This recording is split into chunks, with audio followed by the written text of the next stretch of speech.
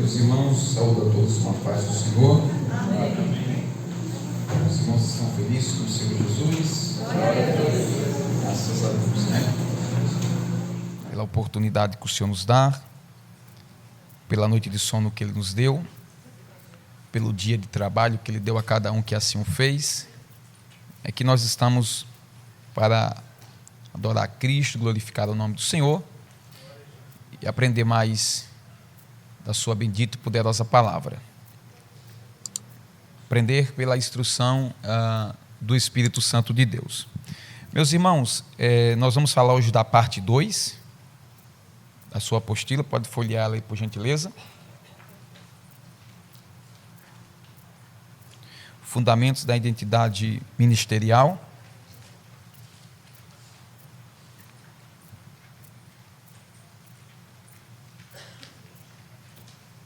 Fundamentos da identidade ministerial do obreiro e membro, parte 2.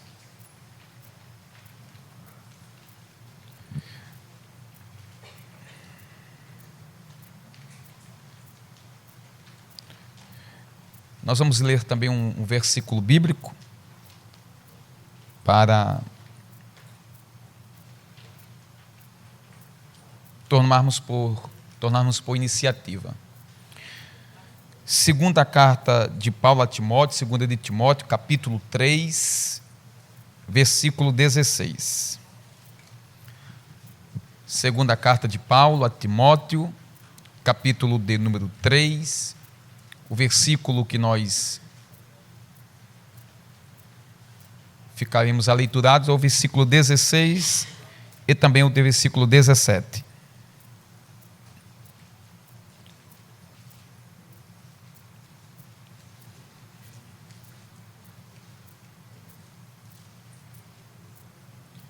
Carta de Paulo a Timóteo, segunda carta, capítulo de número 3, versículo de número 16, e por fim, a essa leitura, o versículo 17. Os irmãos acharam, amém?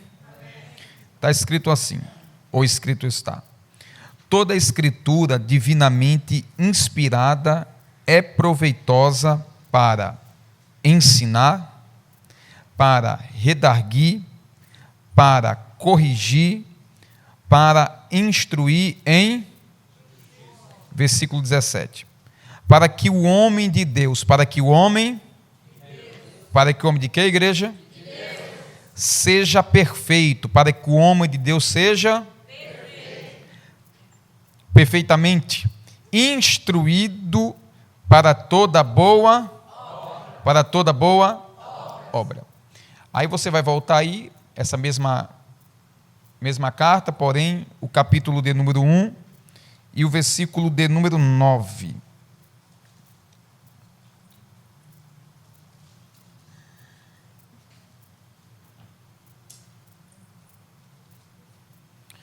Está escrito assim: que nos salvou e chamou com uma santa vocação, repito, que nos salvou e chamou com uma santa, não segundo as nossas obras, mas segundo o seu próprio propósito, e graça que nos foi dada em Cristo Jesus antes dos tempos dos séculos. Eu peço aos irmãos que os irmãos encurvam a sua cabeça. Eu quero fazer uma breve oração para nós iniciarmos. Senhor meu Deus e meu Pai, aqui nós estamos em Tua presença e aqui também eu estou. Quero pedir a Tua graça, a Tua unção, a Tua virtude.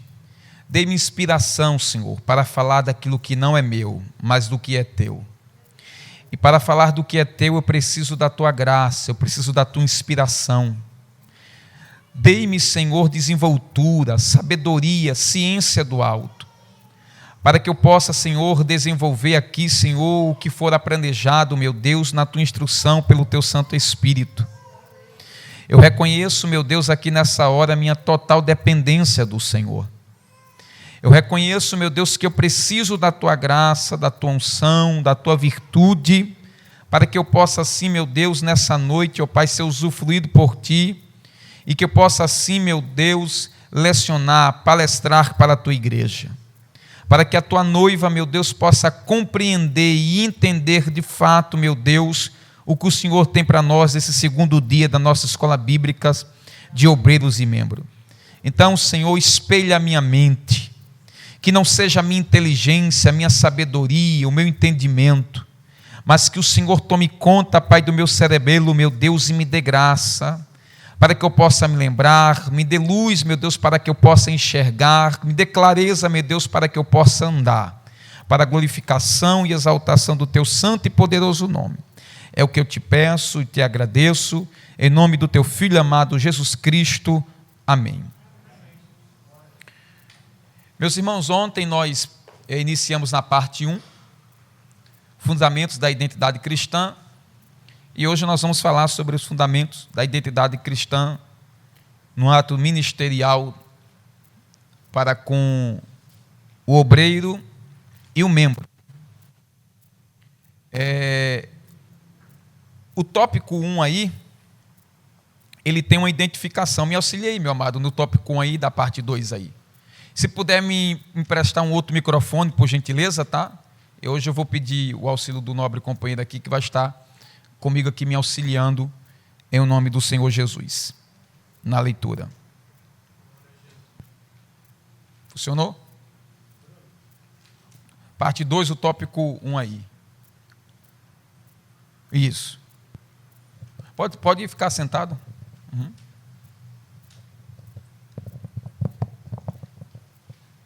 A identidade produtiva do pastor e seus liderados. Somente até aí. A identidade produtiva do pastor e de quem? Do pastor e dos seus liderados. Tá. Os irmãos perceberam que todos os dois textos que nós lemos, ambos estão na carta de Paulo a Timóteo, segunda carta de Paulo a Timóteo. O texto inicial que frisa aqui o tópico 1 aqui é o capítulo 1 e versículo 9. O outro texto que eu li é o capítulo 3, versículo 16 e 17. Para nós darmos princípio a isso aqui, precisa nós entender algo que eu preciso explicar para o irmão. O quê? As cartas de Paulo, elas não foram escritas aleatoriamente. As cartas de Paulo, elas não foram escritas de maneira hostil. Mas as cartas de Paulo, elas foram endereçadas e escritas com uma fundamentalização. Paulo escreve pelo menos 13 epístolas. Quantas, igreja? 13 cartas ou 13 epístolas. O apóstolo Paulo escreveu.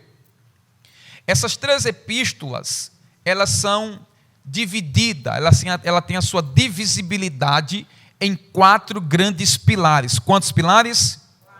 4 grandes pilares. Dentro da teologia clássica e dentro da teologia sistemática, nós vamos ver isso com muita clareza. E eu preciso falar aqui nessa noite de teologia. O primeiro grande pilar dessas cartas de Paulo é denominada cartas soteriológicas. Cartas soteriológicas. Quantos dos irmãos entendem e sabem o que é soteriologia? Soteriologia é o quê? A doutrina da...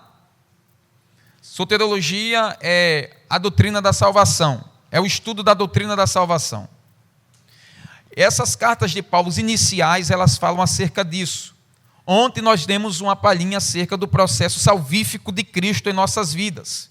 Nascemos em Deus, desenvolvemos em Deus, crescemos pela pessoalidade de Cristo na instrução dele para nós e continuamos aqui instruídos agora pelo Espírito Santo nessa dispensação. O segundo grande pilar, eu passei uma caneta para cada um dos irmãos, tá? Eu quero que você anote aí as cartas de Paulo. Eu vi que os irmãos não responderam, então isso aí você vai anotar e você vai ficar sabendo. Porque se alguém lhe inquirir, lhe interrogar, você vai saber, você vai entender e vai poder explicar. são divididas. 4 não precisa você colocar por extenso, dá para colocar só o número 4 lá, já para ser bem rápido. São divididas em 4 pilares. O primeiro pilar é cartas soteriológicas. Soteriológica, S-O-T-E-R-I-O-L-O-G-I-C-A, soteriológicas, S no final. Cartas soteriológicas. É o primeiro pilar das cartas de quem? De Paulo.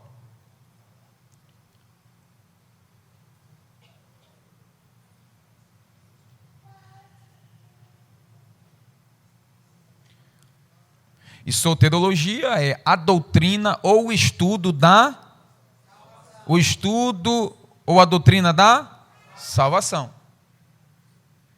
Você é diácono, você é presbítero, você é evangelista, você é pastor, você é obreiro, você é membro. Isso é o princípio do princípio que você tem que ter entendimento disso.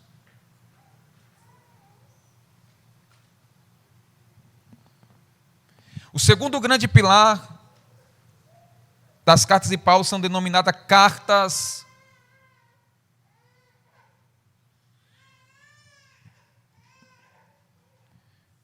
escatológicas.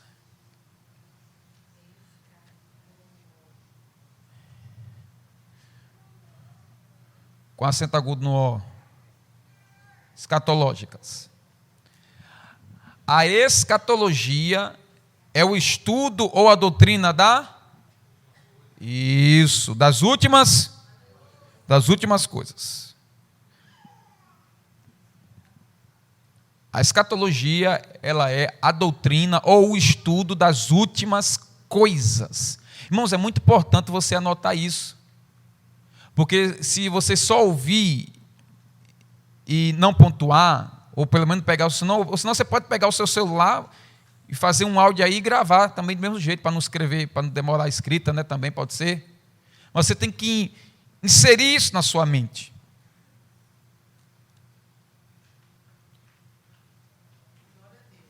O terceiro grande pilar das cartas de Paulo são denominadas cartas pastorais.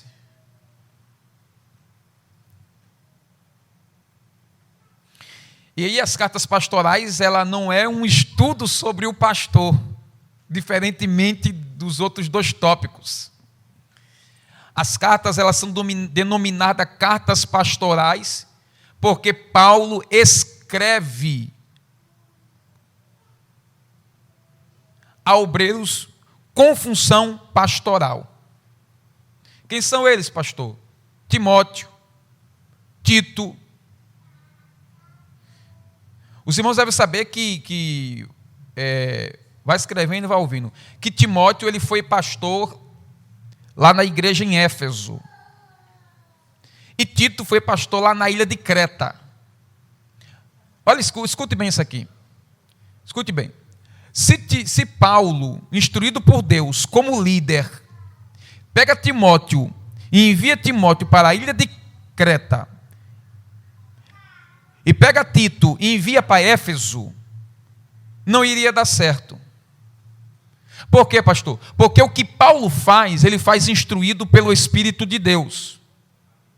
A primeira lição que nós aprendemos aqui nessa noite é que a nossa liderança, ela tem que ser uma liderança instruída por Deus. Por quê, pastor? Porque uma liderança instruída por Deus, o que vai ser acentuado por ela, fundamentalizado por ela, vai dar certo. Você já viu aquele obreiro, aquele pastor, aquele evangelista, aquele presbítero, aquela irmã, que vem e antecipa o propósito e o projeto de Deus para a sua vida e pede ao pastor: pastor, me coloca tal porque eu vou fazer assim, assado e cozinhado. Pastor, me coloca ali porque assim, pastor, eu vou fazer melhor. Pastor, me coloca ali porque eu vou ter uma produtividade, daqui a pouco nós vamos falar sobre produtividade, eu vou ter uma produtividade melhor. E de maneira que o pastor, ele o coloca, e você vê que o desenvolvimento do tal, e o pastor consegue visualizar isso, tanto pelo olhar pastoral, quanto pelo olhar da instrução divina, e não dá certo. Por que não dá certo, pastor? Porque antecipou a projeção de Deus para o seu ministério. Quantos nessa noite aqui acreditam e creem que sobre a sua vida há um ministério confiado da parte de Deus? Escute, se você tem consciência disso, tenha consciência também de outra coisa. O que, pastor? Não se precipite naquilo que Deus propositou para você.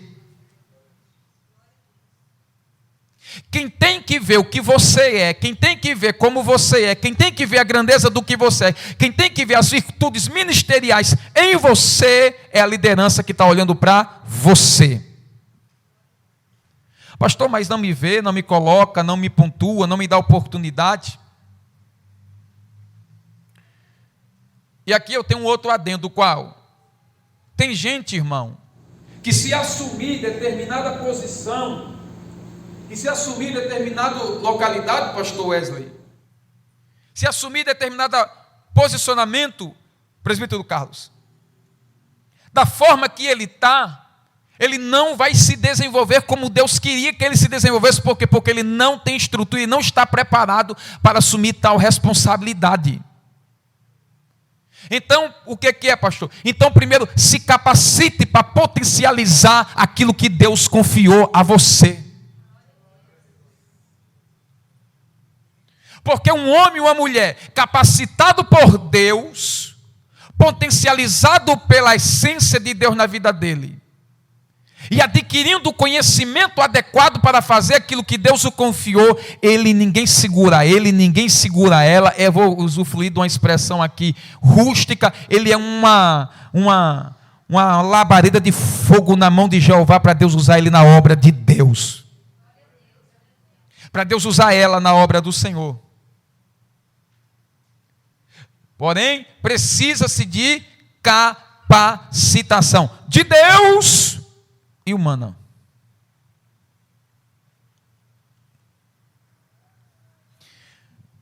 Então essa é a identidade da carta pastoral porque foi escrita a Timóteo, a Tito, ambos Paulo, instruído por Deus, o enviou a Éfeso e outro à ilha de Creta.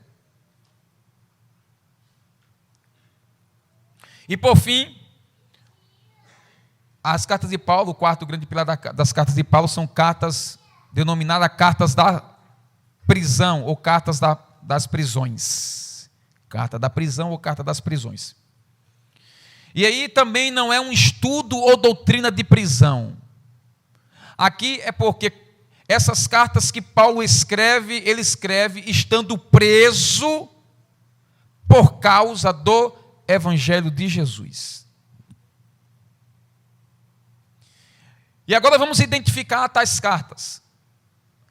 As cartas pastorais, eu já falei para vocês quais são. As cartas escatológicas, Tessalonicenses 1, Tessalonicenses 2. As cartas soteriológicas são as iniciais, Coríntios 1, Coríntios 2, Romanos, Gálatas. E aí nós temos prisões, Filipenses, Colossenses, Filemão, Éfeso. Então o apóstolo Paulo divide essas cartas nesses quatro grandes pilares. De maneira que quando Paulo fala isso também, além de ele dividir as cartas em quatro grandes pilares, ele também as divide, a estruturação da carta em doutrina, em quatro grandes pilares doutrinais. De que forma? A doutrina é diferente de usos e costumes, e eu já falei aqui, volto a ressaltar. A doutrina, ela é bíblica. A doutrina, ela é doutrina aqui em Cuiabá, Mato Grosso, a doutrina bíblica, como ela também é lá na minha terra, no Rio Grande do Norte, Natal, como é onde eu estou morando, em Goiânia. Doutrina, ela não muda, Mas o que que muda, pastor? O que muda é a obediência do obreiro e do membro acerca da doutrina. Porque tem gente que quer obedecer, mas tem gente que não quer obedecer à doutrina. E olha a estrutura paradoxal, olha o contraste, olha a diferença.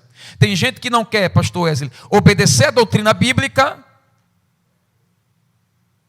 mas quer obedecer à liturgia de usos e costumes. E a importância maior aqui é a identificação de doutrina. A doutrina ela tem que ser obedecida. A doutrina ela faz parte do comportamento do obreiro, no ministério do obreiro, e também faz parte na vida do membro. A grandeza aqui não está em o pastor Lenilson ou no irmão João, que é membro. A grandeza aqui não é porque há um cargo eclesiástico em mim. A grandeza aqui é a carga, a responsabilidade ministerial que Deus confiou a mim.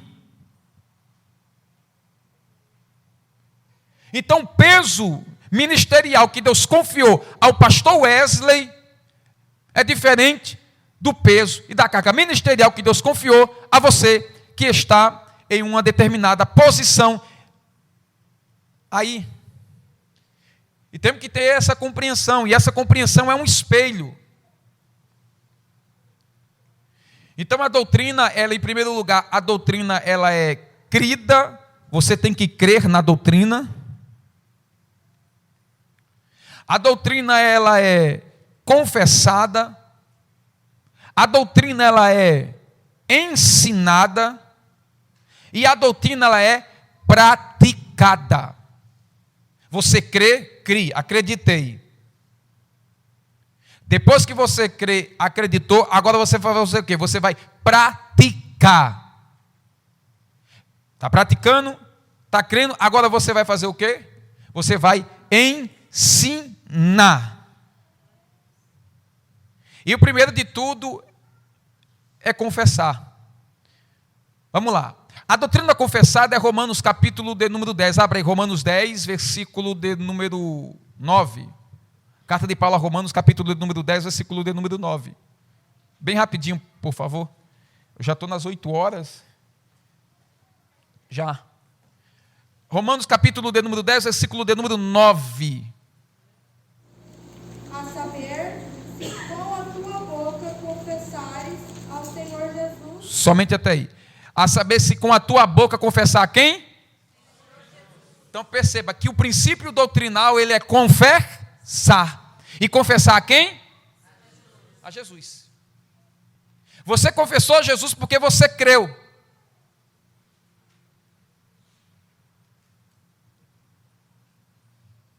Posteriormente a doutrina também agora ela é praticada.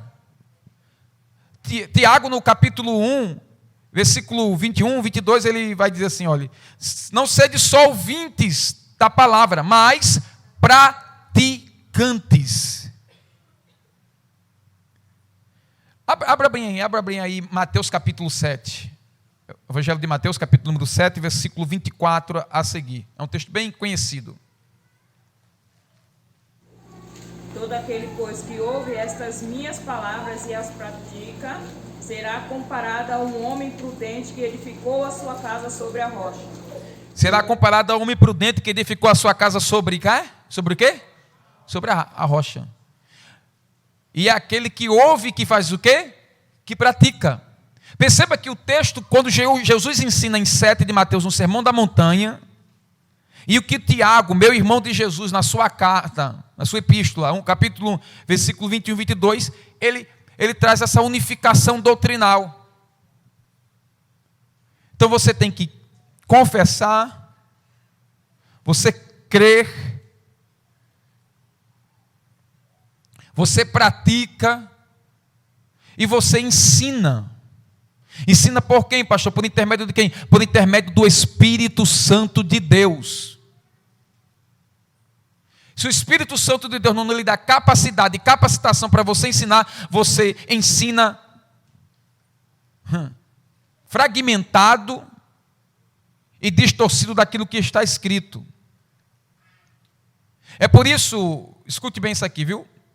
Quantos me ouvem, diga amém. É por isso, irmãos, que tem muita gente distorcendo. E perdoe a esdrúxulez da palavra. Tem muita gente distorcendo, assassinando, estrupando o texto sagrado, dizendo o que a Bíblia não diz, forçando a interpretação do texto. O que é que interpreta? A lei de interpretação, ela é principiada por qual doutrina? A hermenêutica, sim ou não? Sim. Sim ou não? Sim. A hermenêutica, ela sofre fragmentação? Não. O que é que sofre diferenciação? O que é que sofre? É a forma de interpretação. Eu estava mostrando hoje o pastor Wesley, um determinado pastor, famoso até, e ele estava falando que Jesus, até os seus 30 anos de idade, quantos anos? 30 anos de idade. Jesus viveu do jeito dele. Aí o pastor Wesley ouviu aquilo ali e aí deu aula para nós, irmão, lá, na hora. Aí o pastor Wesley começou a citar o texto de Mateus, começou a citar Lucas, começou a citar Marcos. Porque, veja, certa feita a família de Jesus vai até Jerusalém. Jerusalém, porque vão sacrificar por um processo festivo da cultura judaica. Chegando lá, o pai e a mãe de Jesus, eles regressam em esquecimento da personalidade de Jesus. Quando eles voltam à cidade para contemplar Jesus, Jesus estava no meio de doutores fazendo o quê? Não, fazendo o quê? Com quantos anos? Aproximadamente.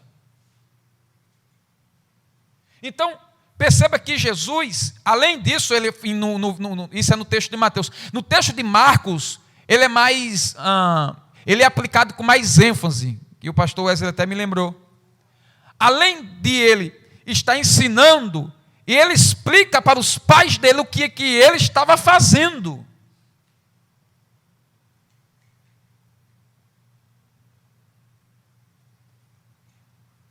Ele estava em obediência ao seu pai, fazendo a obra do seu pai. Então, meus irmãos, a internet está aí. Tenha cuidado com o que você ouve na internet.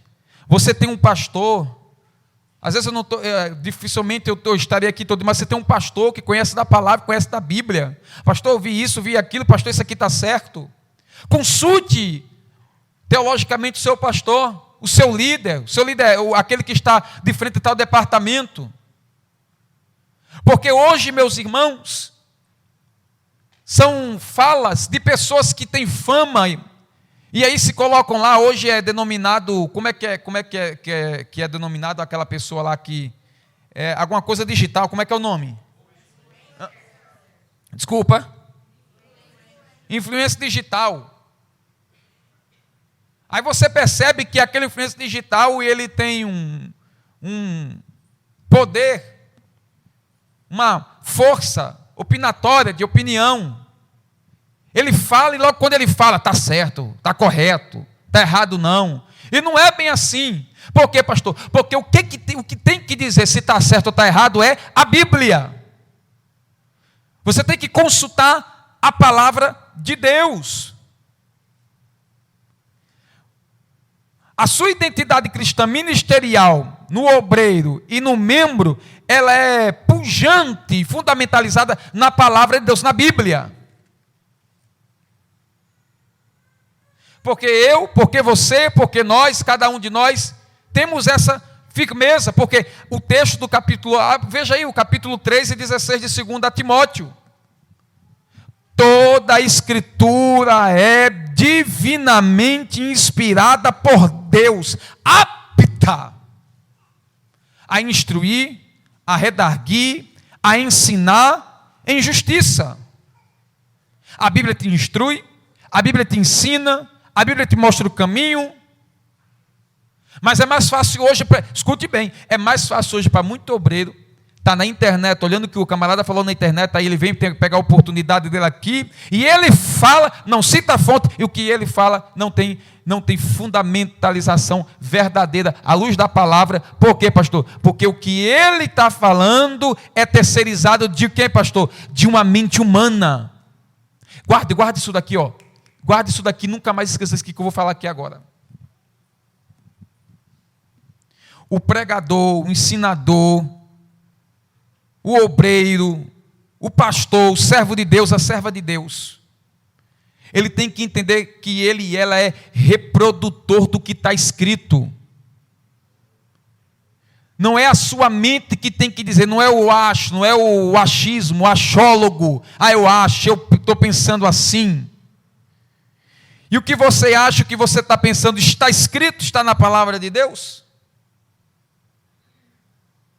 É por isso que tem muitos ministérios que eram para ser grandiosos, pomposos, hipergigantes, mas infelizmente estão acompanhados de pessoas com a mente totalmente fragmentada, com a mente voltada para o cultismo, comparando água mineral com um copo de água, comparando Coca-Cola com cola, com Pepsi, porque a Coca-Cola sabe que é maior do que a Pepsi.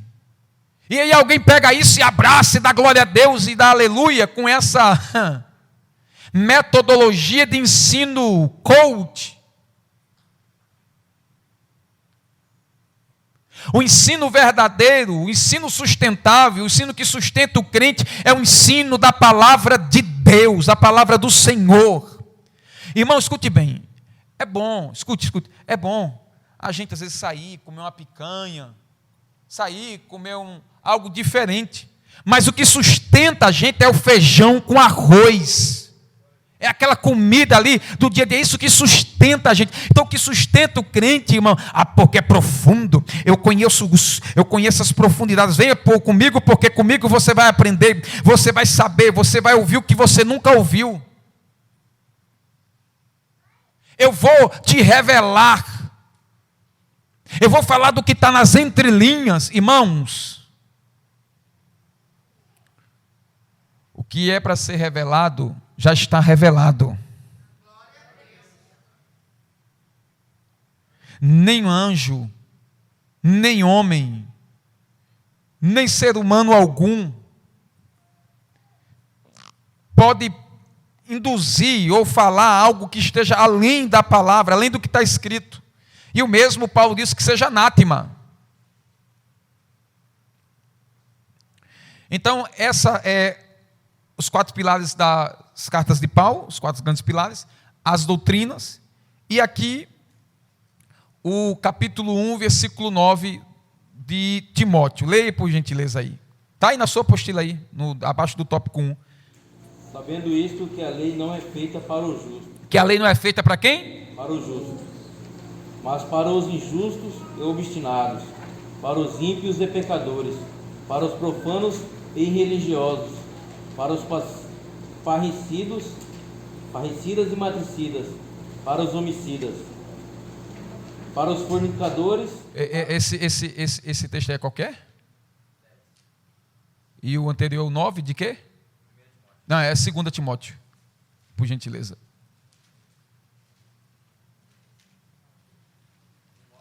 Por gentileza. Pelo que sofro trabalhos e até prisões, como um malfeitor, mas a palavra de Deus não está presa. Portanto, tudo sofro, por amor dos escolhidos, para que também eles alcancem a salvação, que está em Cristo Jesus, com glória eterna. Que está em quem? Cristo Jesus. Aqui, se os irmãos olhar aí, abaixo aí, vai ter um trilho aí de informação. Salvo, vocacionado e chamado. E aí tem um parênteses, vocês estão vendo aí, né? Vamos lá. Quantos acreditam aqui que estão salvos em Jesus? Oh, Deus. Quantos acreditam aqui que foram chamados por Cristo Jesus? E quantos acreditam aqui que foram vocacionados pelo Senhor Jesus?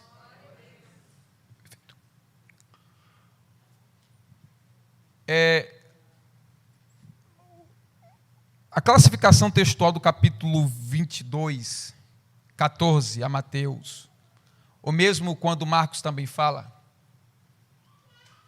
a ideia é assim, ó, muitos daqueles são chamados e poucos são os escolhidos. Se você abrir aí, abra aí João capítulo 15, versículo 16.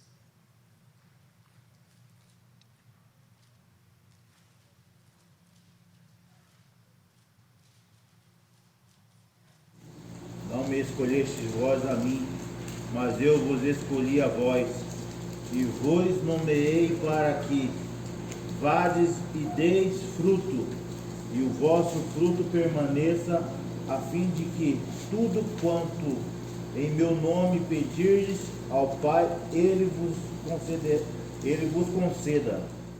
Certo. Então veja aí, isso aí é o Senhor Jesus falando, verbalizando e obrando palavra. Não me escolhestes vós a mim. Cada um que está aqui tem de Deus, de Jesus, uma escolha. Por quê, pastor? Porque nós somos eleitos segundo a presciência de Deus Pai. De Deus, à luz de Pedro 1:2. Nós.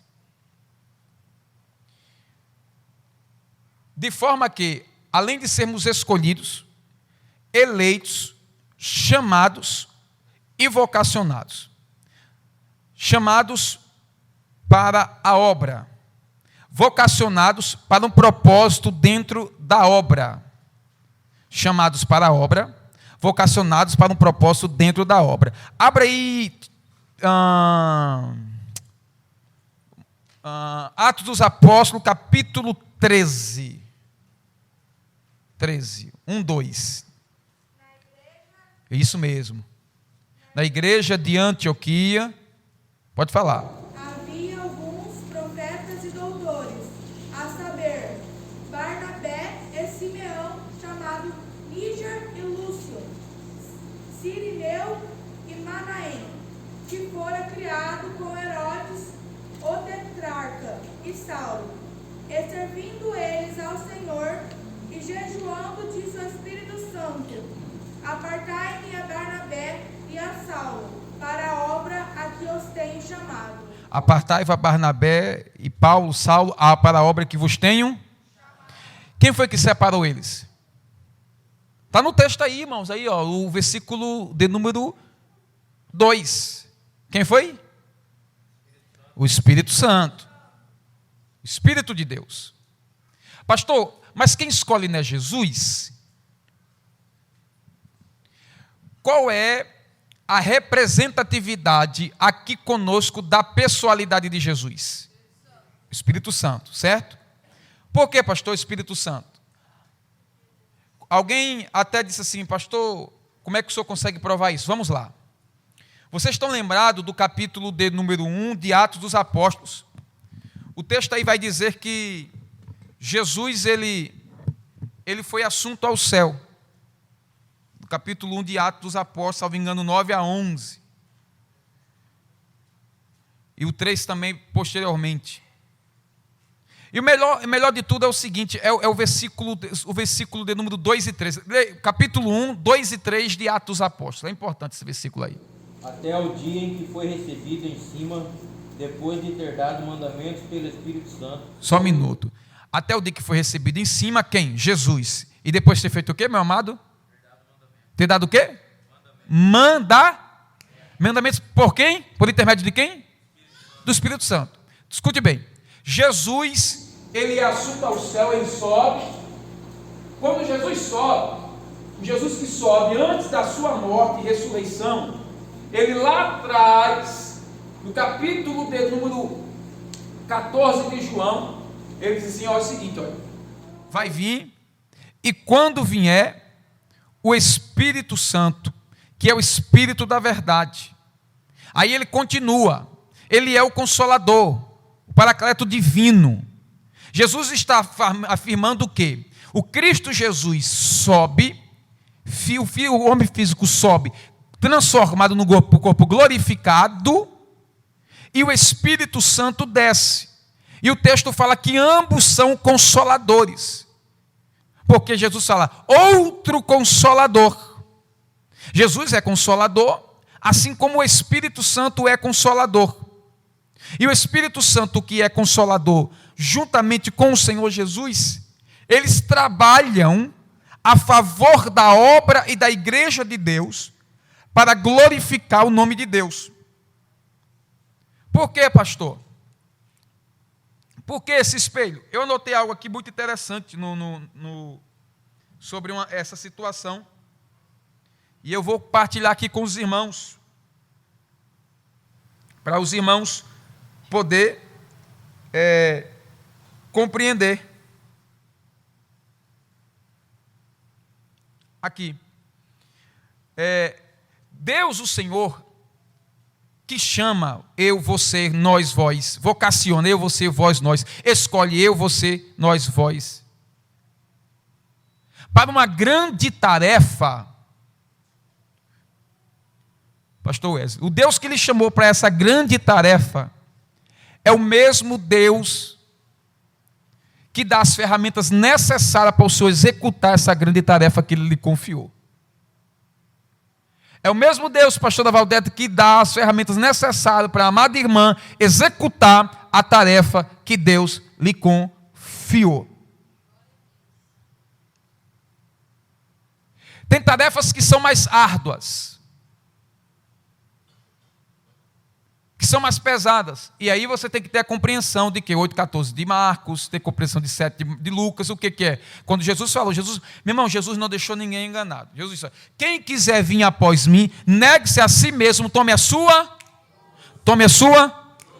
cruz. Negue-se a si mesmo e siga-me. A cruz de alguns, para alguns, tem um peso maior do que para outros. Só que, escute bem, peso de cruz alheia, peso, qual é o nome do amado irmão? Não, qual é o nome do irmão? Irmão Bruno. O irmão Bruno, ele tem um peso de cruz. Ele tem as suas labutas. Eu posso até olhar para ele e contemplar as labutas deles e eu dizer, rapaz, a situação do irmão ali é pesado. Eu posso olhar e visualizar e dizer que é pesado. Só que eu não tenho a capacidade de sentir o peso da cruz que o meu irmão leva. Por quê, pastor? Porque o peso da cruz ministerial de cada um é sentido unitariamente. Você não consegue sentir o peso da cruz do pastor. Você não consegue sentir o peso da cruz do pastor Lenilson. Não consegue sentir o peso da cruz do irmão Bruno. Você pode até contemplar e dizer, é árduo, o fardo ali é árduo. Mas sentir a estrutura fardal disso. Mas aí o que nós temos, pastor? Aí nós temos uma ideia fraternal, de comunhão, de unicidade. Quando nós, no espelho de Salmo 133, ele falou, ó quão bom e quão suave é que os irmãos vivam em união. Eclesiastes, tanto 4 quanto 8, ele diz assim, olha, é melhor ser dois do que ser um, porque quando um cair, o outro levanta. O corpo de Cristo, a igreja do Senhor, a salva, a liberta, a transformada, ela tem essa estruturação de um ao outro nós darmos as mãos, para que possamos prosseguir e seguir no ministério que Deus confiou a cada um. Eu não sei, eu posso não entender, eu posso não compreender o tanto quanto você passa por tribulações. Mas uma coisa eu tenho consciência e tenho ciência. as suas tribulações, 8 e 18 de Romanos, não há de se comparar com a glória que há de ser revelada para aquilo que você está passando aqui. O que Deus tem para entregar pelo seu trabalho aqui na terra, o seu galardão é maior, é superior a essas provações que você passa aqui na terra. Abre aí capítulo 4, versículo 16, 17, 18 de 2 aos Coríntios. Seja isso mesmo. Segunda carta de Paulo aos Coríntios, capítulo 4, versículo 16.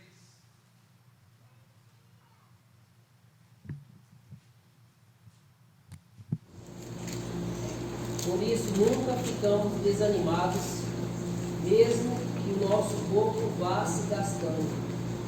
O nosso espírito vai se renovando dia a dia. E essa pequena e passageira aflição que sofremos vai nos fazer uma glória enorme e eterna, muito maior do que o sofrimento, porque nós não prestamos atenção nas coisas que se veem, mas nas que não se veem. Pois o que pode ser visto dura apenas um pouco, mas o que não pode ser visto dura para sempre. Tá, a versão do irmão aí, que o irmão leu aí, deve ser uma NVI, uma NVT, uma NTLH. Se algum irmão tiver uma meio da revista corrigida, uma ala, meio da revista atualizada, começa aqui, meu queridão. O capítulo 4, versículo 16. Por isso não desfalecemos. Isso. Nós. Mas ainda que o nosso homem Exterior se corrompa, o interior contudo se renova renova de dia em dia.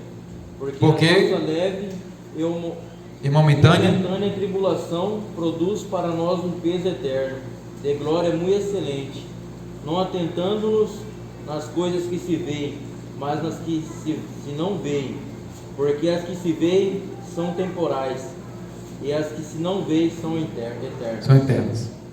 Então você tem que entender e compreender que por mais que seja laboriosa, seja lutante, as aflições, as situações que você passa, seja ela no seu casamento, no seu matrimônio, na sua casa, na sua família, no ministério que Deus lhe confiou, por mais que seja crítico, complicado, Deus, o Senhor, tem para você, tem para mim, tem para nós, porque estamos aqui nessa reservada para mim, para você, reservado para mim, alguma coisa maior do que tudo isso que nós estamos a passar aqui na terra.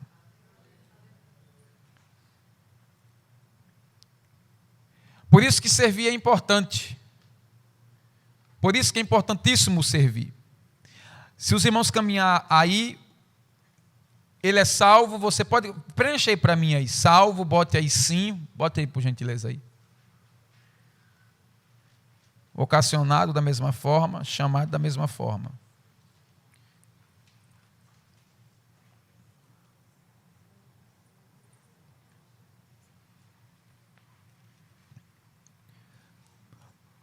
Posteriormente, nós temos as 3 verdades da graça. As 3 identidades dessa verdade graciadora de Deus para conosco. No primeiro quadro aí, nós temos o quê? De onde ela vem, e o quadro aí está em branco, não é isso? Uhum. Abre aí João capítulo 1, versículo 17, por gentileza. Evangelho de Jesus Cristo, escriturado por João, capítulo de número... A lei foi dada por quem? E a graça? Vieram por quem? Qual é a pergunta que está aí no gráfico aí do quadrado? E a graça vem de quem? Por favor, preencha aí em nome de Jesus. Porque tem gente pensando que a graça... O que é graça? A palavra graça, ela é uma palavra que ela vem do latim gratia, que quer dizer benevolência, favor. Favor merecido, não. Nós não merecemos tão grandiosa graça, Mas o Senhor Jesus, Deus nosso Senhor, enviou o Senhor Jesus, e a graça de nosso Senhor Jesus manifestou-se em nós. O segundo quadrado aí tem uma outra inquirição. Qual que é? O que ela o quê? Produz. Efésios capítulo 2, versículo 8. Abra aí, por gentileza.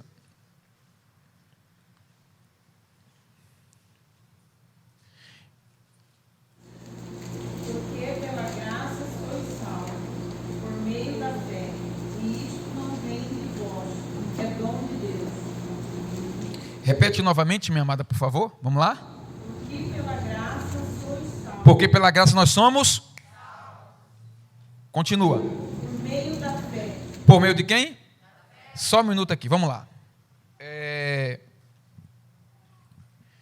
Os irmãos ouçam isso daqui, que isso aqui é muito importante. Tem uma certa doutrina aí fora, e algumas igrejas também aí fora, que eles falam que a graça ela é irresistível. E eles usam um acróstico chamado TULIP. Esses irmãos, que eu creio que também vão subir para a glória conosco, vão para o céu conosco, porém, tem uma visão diferente nossa acerca disto, acerca da graça. Porque, veja, Paulo, quando escreve a Éfeso, Paulo diz assim, olha, porque conjunção explicativa, vós, ele polariza com quem ele está falando, sois salvo pela graça, sim ou não? Está no texto. Só que a continuidade textual vai dizer por intermédio da fé.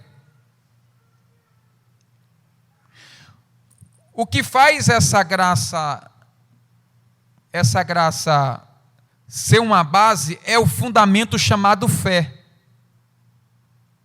Fé, graça, automático. Você não tem salvação sem fé e sem graça. Você não tem salvação sem graça e sem fé. A graça não te salva sozinho. A fé também não te salva sozinha. Porque o que vem primeiro no meu e no seu coração é fé. Porque antes de nós aceitarmos Jesus, éramos criaturas, feituras suas. Mas quando nós aceitamos a Cristo, João vai dizer, João vai escrever, Jesus dizendo que nós somos filhos de Deus por adoção. Escuta que isso aqui é muito sério, irmão. Porque isso é uma das maiores questões que a gente ouve aí fora aí. Não, você não é salvo não. Quem pode dizer que você é salvo? Você não pode falar que você é salvo. Tem gente que diz lá, por exemplo, eu já fui muito ali no Juazeiro do Norte. Eu já preguei ali umas 4 vezes no Juazeiro do Norte. E lá, eles me levaram lá para conhecer a cultura deles lá. Né, que os irmãos devem saber qual que é. E quando eu fui visitar a cultura deles lá, é muito forte. Você prega, a pregação que você prega lá, você sente um peso. Crente lá é bem aqui. Então veja, quando nós lemos Romanos capítulo 10 e 17, que vai dizer que a fé, ela vem pelo ouvir, e ouvir pela palavra de quem? De Deus, né? Sim ou não? Sim. Então veja bem, quando você ouve a palavra de Deus, ela faz com que desenvolva em você o quê? A fé. Você consegue pegar a fé? Não. Você não consegue pegar a fé. A fé foi feita para Deus, a fé foi feita para desenvolver e manifestar em mim e em você. É tanto que Hebreus capítulo número 12, versículo 2, salvo engano, a sua parte B. Eu não quero errar não, abre aí por gentileza aí. Em nome de Jesus. Hebreus 12 e 2, a parte B.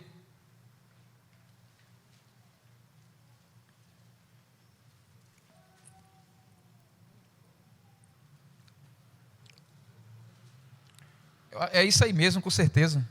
Hebreus, capítulo 12. O 2, por gentileza. Lê o 2 do início aí. Olhando para Jesus. Isso mesmo, é. Autor e consumador da fé. Só um minuto aí. Olhando para Jesus, visibilidade humana, mas divina para Jesus. Aí a segunda palavra qual que é? Espera aí. Autor.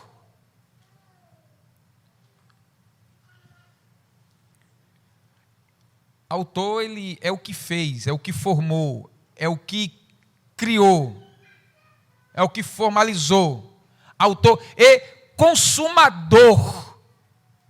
De que, meu amado irmão? Da fé. Então, é para Jesus Cristo que nós olhamos por fé. Então, quando Paulo escreve Efésios capítulo 2, versículo de número 8, ele diz assim, ele diz, porque vós sois salvos pela graça, por intermédio da fé. E a graça, a nossa crença é essa, a graça, ela é sim, irresistível, no sentido do anti-livre-arbítrio. O seu livre-arbítrio, você o tem, mas você o tem antes da pessoalidade de Jesus Cristo chegar sobre a sua vida. Porque o homem na mão de Deus, o homem na mão do Senhor, ele faz a vontade do Senhor que é soberano sobre a vida do homem. Mas eu tenho livre-arbítrio? Tenho. Qual, pastor? De escolher se eu quero Cristo ou não quero. Eu quero Cristo, agora eu quero Cristo. Esse livre-arbítrio, ele é sucumbido pela estrutura eletiva da fé. Então, quando Paulo escreve Gálatas, capítulo 2, abre aí, 2 e 21 de Gálatas, bem rapidinho. Capítulo 2, versículo 21 de Gálatas.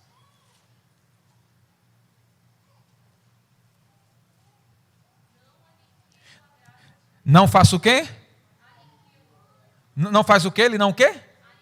Aniquilo o quê? A graça de Deus. O que é aniquilo? Aniquilo vem do verbo aniquilar. O que é aniquilar, irmãos? Anular, não é isso? Isso. Desfazer, não é isso?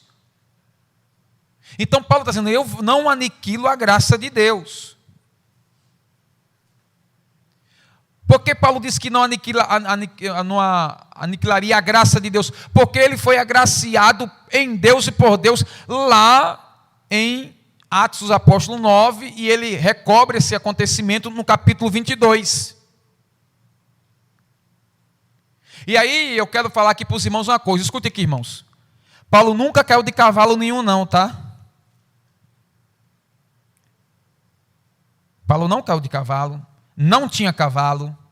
O texto não fala de cavalo, mas tem muito pregador falando de cavalo. O que acontece com Paulo, o texto do capítulo 22 é mais claro para nós. Porque a ocorrência é no capítulo 13, mas no capítulo 22 ele conta do acontecimento quando ele vai ser batizado. Aí o texto diz que Paulo caiu como morto. Por causa de quê, pastor? Por causa da glória. Escute outra coisa que eu quero falar a você, que é o que muita gente fala aí e não está no texto. Nenhum dos que estavam com Paulo ouviu o que Jesus falara para Paulo. Porque Jesus fala assim, Paulo, Saulo, Saulo, por que me persegues? Quem és tu, Senhor? Paulo fala, quem és tu? Senhor. Paulo fala, quem és tu, Senhor? Reconhecendo a maestria de Cristo. Ele cai, quem és tu, Senhor? Aí Jesus responde, eu sou Jesus, a quem tu persegues. Agora, todos que estavam com Paulo viram a claridade que tomou conta de Paulo. Todos eles viram, mas não ouviram o que Jesus falou. Por quê, pastor? Porque não está no texto. Se não está no texto, eu não posso falar do que não está na Bíblia. Então você, como obreiro, que tem um ministério acentuado, abençoado de Jesus, não fala do que não está escrito. Porque se você for questionado e inquirido, você não vai ter estrutura bíblica para responder. Por quê, pastor? Porque não está escrito. Fale do que está escrito que vai dar certo. Fale do que está escrito porque vai funcionar. Fala do que está escrito porque vai glorificar o nome de Deus. Fala do que está escrito que vai glorificar Jesus. Fala do que está escrito que você vai honrar a palavra de Deus. Você vê hoje, irmão, hoje nós temos muitos tipos de Bíblias. E com algumas Bíblias nós temos que ter cuidado. Porque as mesmas que se dizem armenianas, não são armenianas. São estudos totalmente fora disso.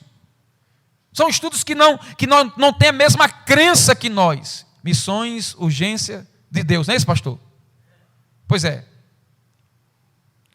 Eu não li o estatuto interno da igreja. Eu não li o estatuto interno da igreja aqui. E também eu não li a confissão de fé que está no estatuto da igreja de vocês. Mas eu tenho certeza absoluta, pela forma que é liturgiado aqui o trabalho, é uma crença armeniana, é uma crença do pré-tribulacionismo, é uma crença que nós cremos no milênio, é uma crença que os 144 mil são aqueles, é uma crença que a igreja não vai passar por esse processo ativo, é uma crença dessa forma. E se tiver diferente, presidente, o senhor me corrija mais depois, tá? Em nome de Jesus, tá? Então, é essa a ideia. Que pastor? Que nós temos que ver dessa forma. Então, vamos lá. Então, Paulo não teve cavalo em Atos 9, nem em Atos 22. A claridão todos viram, só Paulo ouviu a voz de Jesus Cristo. E a salvação é por intermédio da fé. Vem fé e depois graça. É automático. Quando a fé e graça vem sobre você, você é justificado automaticamente, porque justificados nós somos. Capítulo 5, versículo 1 de Romanos. E aí no capítulo 3, versículo 24 de Romanos também diz: justificados gratuitamente. Gratuita? Pois é. Não teve preço. Para justificação. Não teve preço para justificação. E a doutrina da justificação é muito polêmica aí fora, mas eu quero dizer com toda clareza, a justificação, ela não teve preço no anto, porque quem justifica o crente não é outro crente. Quem justifica o crente é o Deus dos crentes. É Ele quem justifica você. Aí depois aí nós temos um outro gráfico aí na frente, qual que é?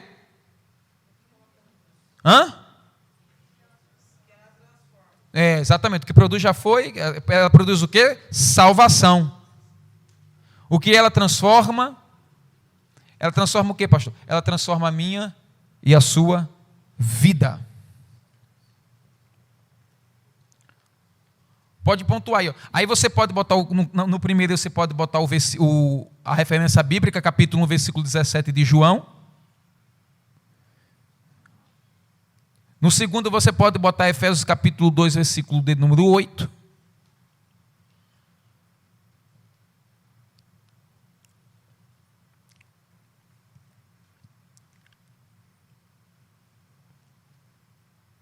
E no terceiro, segunda carta de Paulo aos Coríntios, capítulo 5, versículo 17. 5, segunda de Coríntios, capítulo 5, versículo 17. No terceiro quadro do gráfico aí. Amém? Aí abaixo do gráfico aí, o microfone está funcionando? Aí abaixo do gráfico aí, você pode pontar comigo aí, pode ler.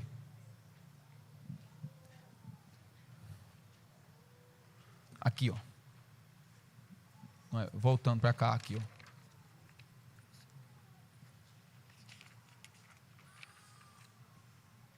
Está vendo aqui? 1, 2, 3, aqui, ó. Sigamos agora com mais profundidade no que diz respeito à vida e ministério do obreiro e membro, tendo como suporte textual as palavras do texto imediato que ora lemos acima. Certo. Vamos lá. O texto que nós lemos acima foi o capítulo 1, versículo 9 de 2 a Timóteo. Pode continuar. Dou graças a Deus, a quem deste os meus antepassados, sirvo com uma... Só um minuto aí. Dou graças a quem? A Deus. Aí vocês estão vendo aí embaixo aí que tem um ponto aí, a gratidão, né? A vida de gratidão. Só um minuto. Esse ponto aqui de vida de gratidão ministerial do obreiro, do membro, ela tem que ser um ponto ligador do elo do que você faz aqui na igreja, do que você é aqui na igreja, de como você se comporta aqui dentro da igreja. A vida de gratidão, obviamente, ela é totalmente distorcida e diferente da vida de ingratidão. Um obreiro grato, um crente grato, ele é totalmente diferente. Abra aí Timóteo, capítulo 1, 1 de Timóteo, capítulo 1, versículo de número... Jesus me lembra. Capítulo 1, versículo de número 12. Dou graças ao que me tem É isso mesmo. confortado. Só um minuto. Dou graças a quem? Quem é que tem confortado Paulo? Cristo Jesus. Escute aqui.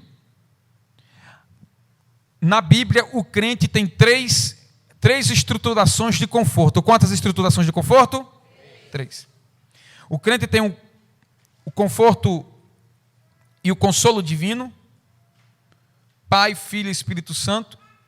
Ele tem o conforto, o consolo fraternal do seu irmão.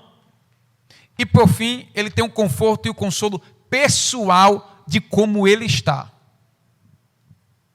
Pastor, por que tem muitas pessoas, muitos crentes, muitos obreiros, que quando você olha para ele, você vê que ele não é confortável?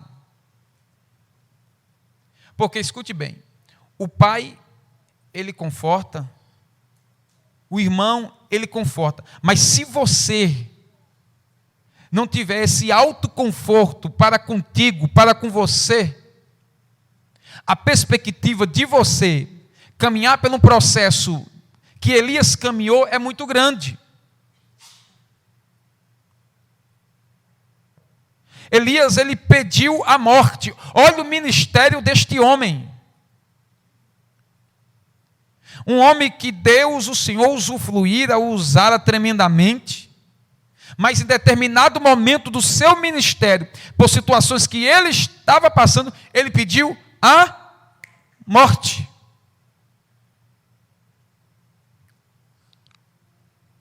Pastor, mas ali demonstra, pastor, a fabilidade humana. Ali, pastor, mostra o quanto o ser humano ele é frágil, o quanto o ser humano ele é pequeno, o quanto o ser humano ele é necessitado. E aí há alguns que dizem, alguns psicólogos pastores, que falam que Paulo ele passou por um processo depressivo, que Paulo sofreu de depressão.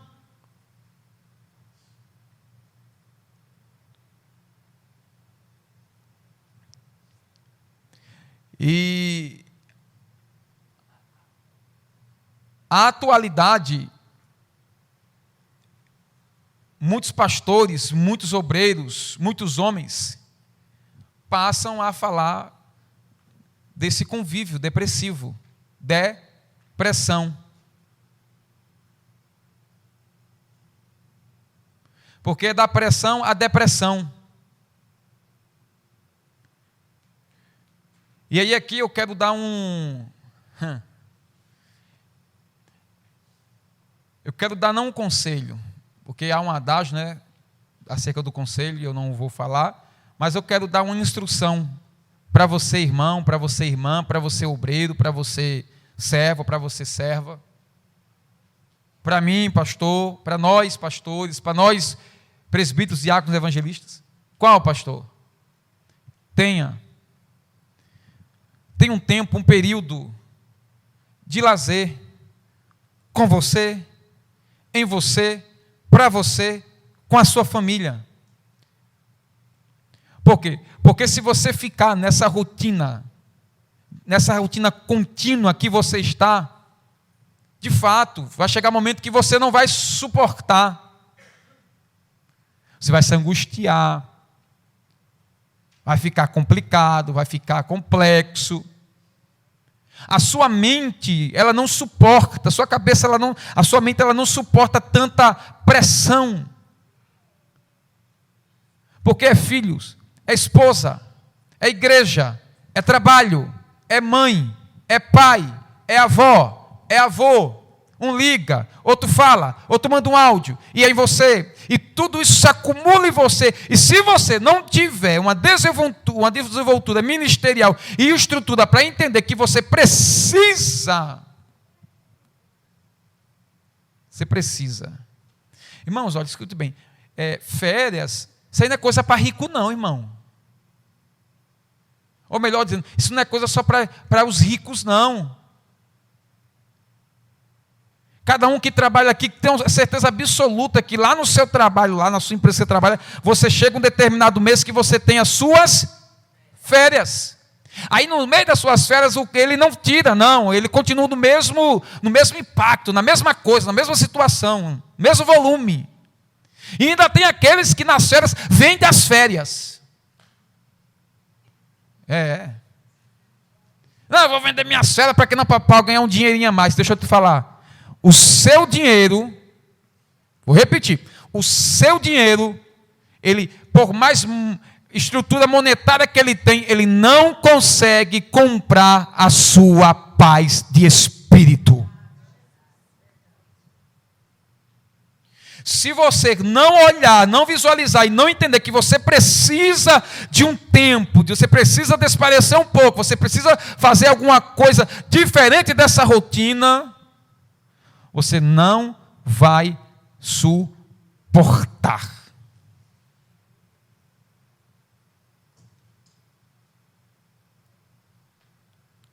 E eu já falei acerca do tempo ontem aqui, né, e não vou tocar mais nesse assunto, mas você não vai suportar. Então, meu irmão, minha irmã, obreiro, serva de Deus, amado irmão, você que ama sua esposa, meu amado irmão, você que ama seu esposo, se autoconvide a ambos. Vamos, meu amor, vamos dar uma saída, vamos tirar uns dias para nós. Tenho certeza absoluta, irmão, que o pastor não vai impedir de você passar 2, 3, 4 dias ali com a sua família. Não vai. E você já prestou atenção que quando nós lá em Goiânia ali eu visito muito Caldas Novas, às vezes passando todinho assim, pregando aquela coisa, aquela pressão, às vezes eu fico estressado. Aí quando passa 5, 6 dias ali em Caldas Novas, quando volta com aquela garra, com aquele vigor. Você já prestou atenção que é assim? Volta com aquela força de vontade para trabalhar, para pregar, para ministrar. A mente até funciona melhor.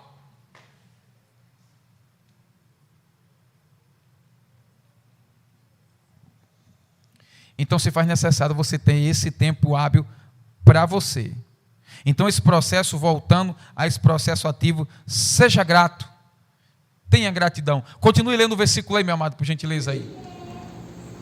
A quem deste, os meus antepassados sirvo com uma consciência pura. Só um minuto aí agora. Então aqui, uma vida de gratidão e uma vida de consciência.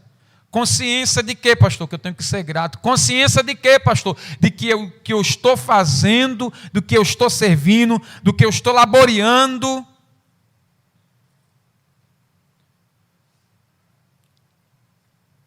E escute bem, e além dessa consciência, é uma consciência ministerial. Uma consciência ministerial. Vai lendo aí, meu filho. Continue, por favor. De que sem cessar faço memória de ti nas minhas orações, noite e dia, desejando muito ver-te, lembrando-me das tuas lágrimas para me encher de gozo. Cheio de gozo. Abra aí Timóteo, 2 de Timóteo ainda, né? Vamos para o capítulo de número 3, versículo 5. Tendo aparência e piedade, mas negando a eficácia dela. Destes afasta-te. Pode continuar lendo. Porque deste número são os que se introduzem pelas casas e levam cativas mulheres nércias, Pode continuar lendo. carregadas de pecados, levadas de várias concupiscências, que aprendem sempre e nunca podem chegar ao conhecimento da verdade.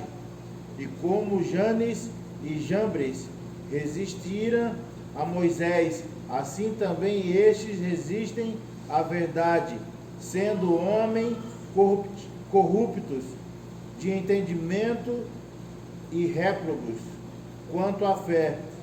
Não irão, porém, avante, porque a todos será manifesto o seu desvario, como também ouviu o daqueles. Somente até aí. Você percebeu aí que a verificação textual aí, ela é totalmente divergente do que o texto está falando aí, anterior. Nesses pontos que está aqui, vida de gratidão, em continuidade a isso. Por quê, pastor? Porque o contrário de gratidão, já falei para você que é ingratidão. Um obreiro não comprometido, um obreiro não íntegro, idôneo, voltado, ou ele ou ela, para as verdades de Deus, para a verdade de Jesus, ele está torcido a essas ações aí. E eu vou falar algo e não fique chateado, não. Irmãos, você não pode ter comunhão com quem diz que é luz, mas anda nas trevas. O obreiro ou pessoalidade que anda contrário à luz, ele é conhecido e conhecível, por quê? Pelas suas práticas. Porque tem aqueles que vêm, você pensa que você olha e tem aparência de crente, aparência de obreiro, aparência de que vai te ajudar, de que vai fazer, mas não vai correr nesse princípio. Eu tenho certeza absoluta que cada um que está aqui já se decepcionado muito com muitas pessoas que pensavam quem eram, mas não eram. Pensava que ia, mas não ia. Pensava que fazia, mas não fazia.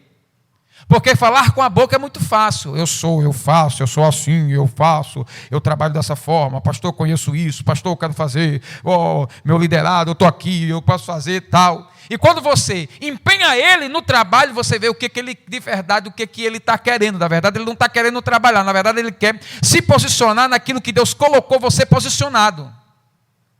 E eu quero aqui nessa noite aqui profetizar no nome do Senhor Jesus.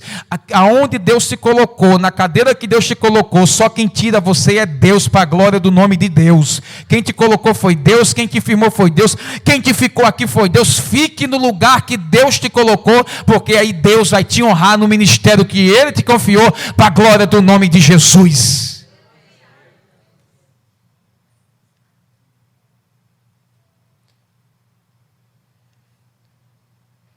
Por quê, pastor? Porque esse é o comportamento do obreiro é diferente, o comportamento do diácono é diferente, o comportamento do presbítero é diferente, o comportamento dos... Primeiro que quem almeja o psicopado, coisa boa ele almeja. Abra aí 1 de Timóteo capítulo 3.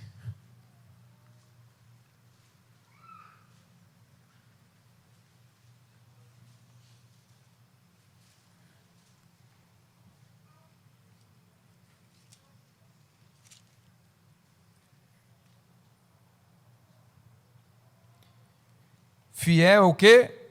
Fiel é a palavra. Se alguém... Pode ler, se alguém encontrar. Se alguém aspira ao episcopado, excelente obra almeja. Pode continuar aí. É necessário, portanto, que o bispo seja irrepreensível. Seja o quê? Irrepreensível. Então, o seu ministério tem que ter essa característica. De quê? Irrepressividade. Continua. Segure. o seu ministério, viu obreiro, viu servo de Deus e o membro tem que ter essa característica. Qual é a característica? Ele aí, irmã, de novo? Esposo de uma só mulher. Irmão, eu tenho que falar isso aqui porque é clarificador. Porque tem gente, irmão, que troca de mulher como se trocasse de roupa. Aqui não tem, mas aqui é um sobreaviso para você ensinar aqueles que você conhece que tem. Agora, por que o apóstolo Paulo ele traça esse processo doutrinal aqui? Que o varão, que o bispo, que o diácono, que o servo de Deus, que o membro, ele tem que ser marido de uma só mulher ou esposo de uma só mulher. Aqui ele está apresentando a integridade moral do obreiro. Nós estamos em uma dispensação chamada dispensação da... Não tem medo de falar não, dispensação do quê, irmãos? Fale bem alto aí, tem alguém que está... Dispensação da graça. E nessa dispensação da graça, muitos pensam que por causa da dispensação da graça, a graça está toda hora sobre ele, no âmbito de fazer, eu posso fazer isso, eu posso fazer aquilo, posso fazer isso, posso fazer aquilo, vai acontecer. Porque a proibidade aqui, ela não é gigantesca. Pastor, e aí, pastor, eu estou pensando assim, será, pastor, que eu posso ali beber uma cachaçazinha? Você que está querendo? Pastor, e eu posso, pastor, eu tenho minha esposa, mas aí eu posso... ter outra, e mais outra, e mais outra, e mais outra, pastor. Fazer uma fila lá. Escolher a cor. Pastor, e aí, pastor, eu estou com a vontade, pastor. Anteriormente, pastor, eu fumava. Eu posso continuar fazendo isso, pastor? Eu posso continuar nesse caminho, pastor? Eu posso continuar dessa forma, pastor? A integridade e a identidade cristã e ministerial na vida de um homem e de uma mulher de Deus, na vida de um homem e de uma mulher de Deus com princípios corretos, é distorcido a isso. Pode até fazer isso, mas isso são características daqueles que não vai herdar o céu de glória. E é característica de quem? De quem não é apto para ser separado para a obra de Deus, para o ministério. Continue aí, minha irmã, por gentileza. Temperante, sóbrio, modesto, hospitaleiro, apto para ensinar, não dado ao vinho, não violento, porém cordato. Só um minuto, irmão, escute bem. Ele falou e apto a ensinar. Escute bem, escute isso aqui. Ninguém, ou melhor dizendo, alguém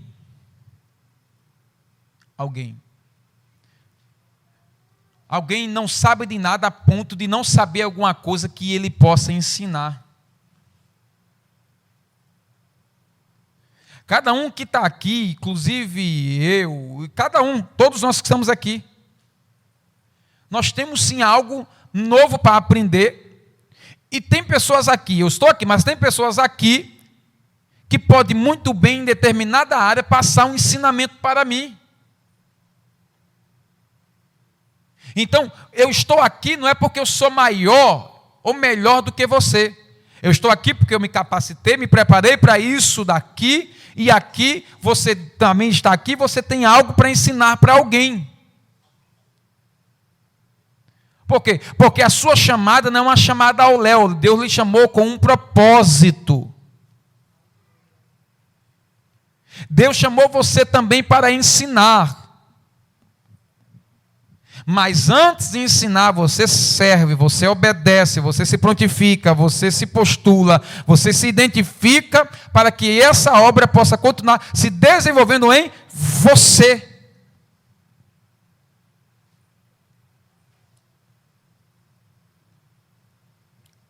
Embora que tenha aqueles que digam assim, não, se não fosse eu estava fazendo diferente. Eu sei mais, eu posso mais, eu ando mais, eu toco mais, eu canto mais, eu dirijo mais. Culto, eu faço mais isso. Aí Jesus dá uma sacudida, uma sacolejada nesses crentes, diz assim, capítulo 15, versículo 5 de João, sem mim nada podeis fazer. Cada um que está aqui é dependedor de capacitação divina, do alto, de Deus, de Cristo, do Senhor Jesus.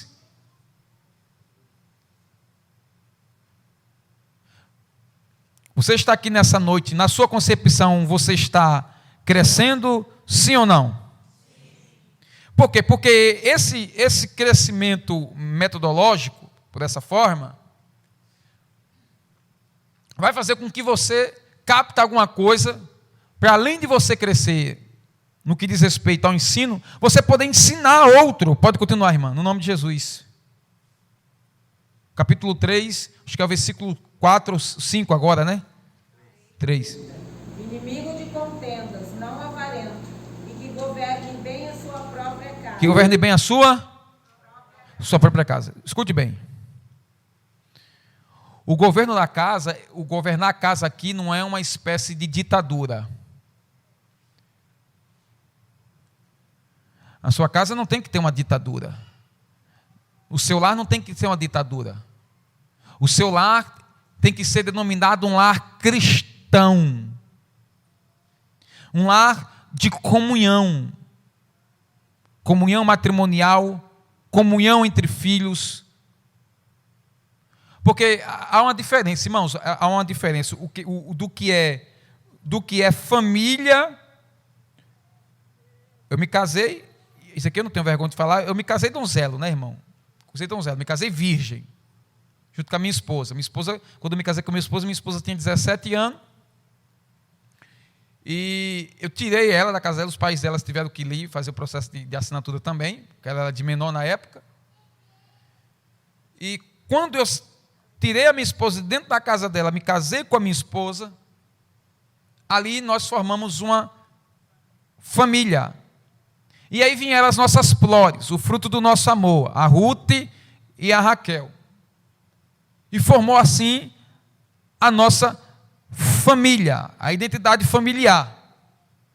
Ao bem da verdade, alguém pontua que hoje há diversos tipos de família.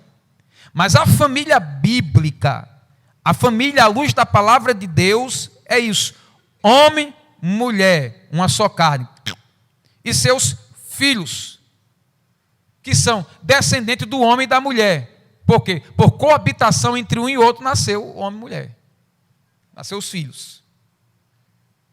Então aqui nós somos famílias. Há diferença de famílias para parentes.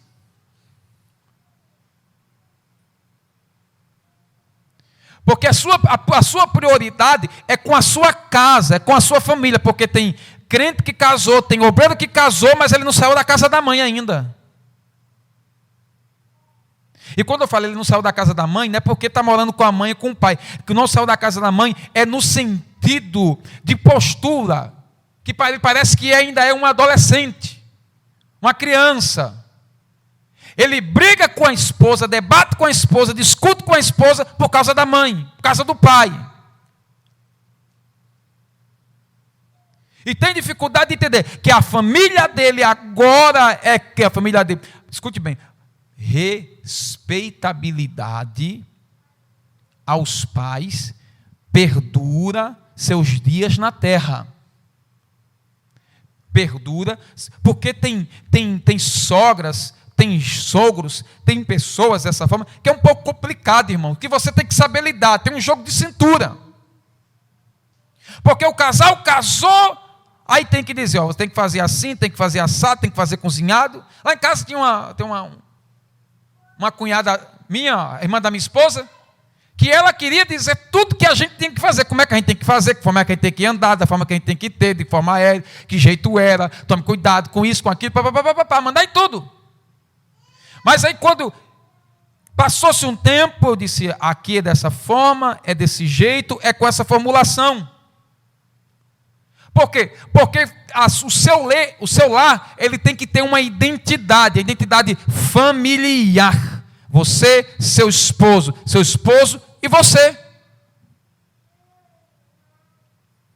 Posso receber, pastor, conselho do meu pai e da minha mãe? Pode. Posso receber, pastor, uma opinião do meu pai, da minha mãe, do meu avô, da minha avó, do meu tio, da minha tia, da minha prima, do meu primo, do meu irmão? Pode, da minha cunhada? Pode. Receber conselho, todo mundo pode receber. Agora, há um distanciamento muito grande de receber o conselho e analisar o tipo de conselho e ver se aquele conselho vai se acentuar dentro dessa família.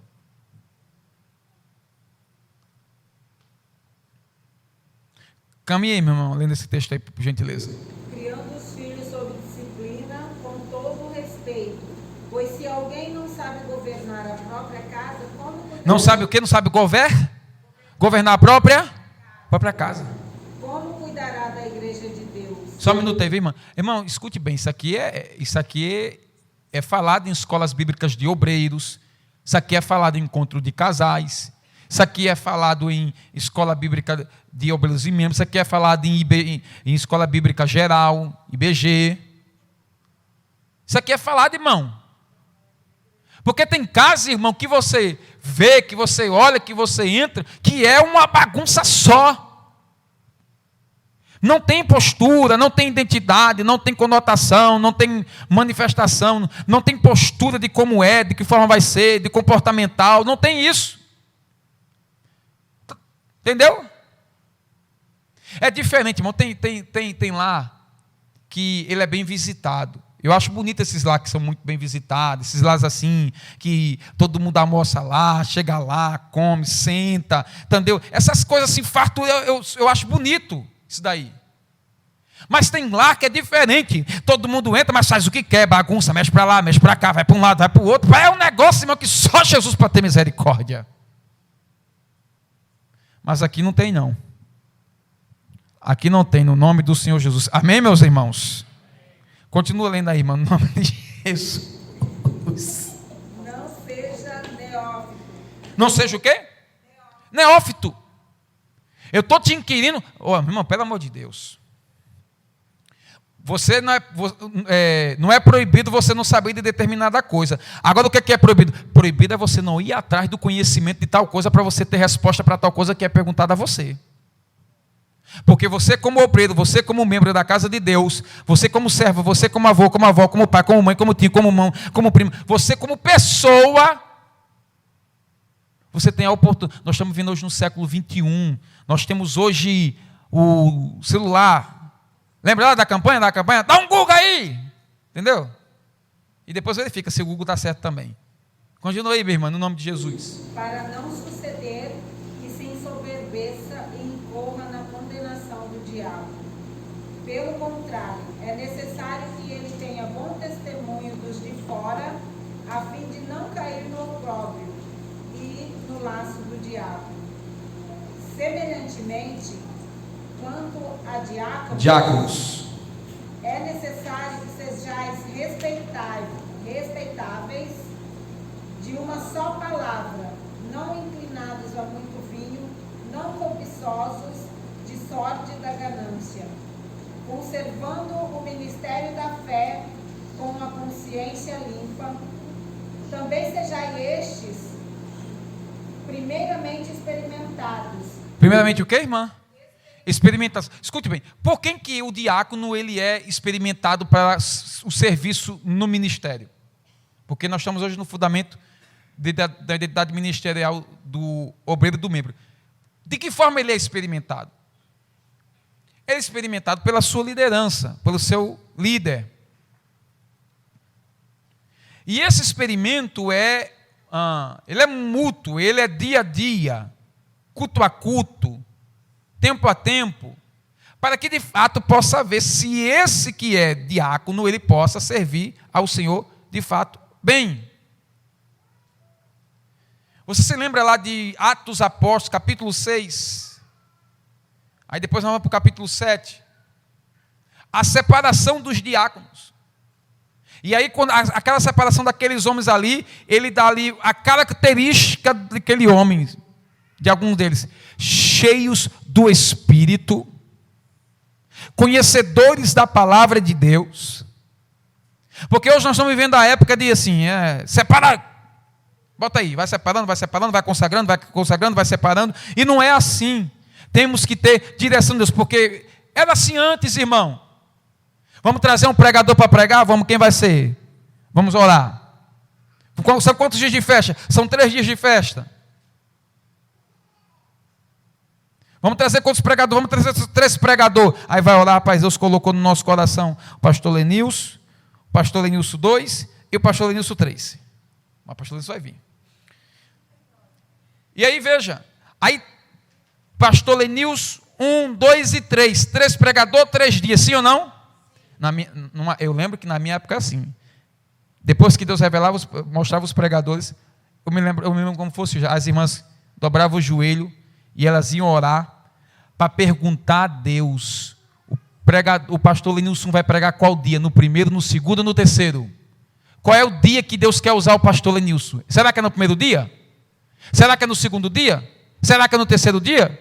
Era dessa forma.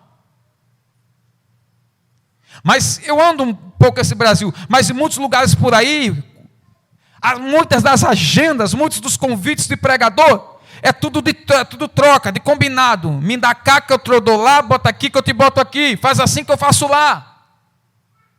E aí eu pergunto, aonde é que Deus está nisso, nesse crescimento do ministério? Deus não está nisso. Isso é coisa de quem? De homem.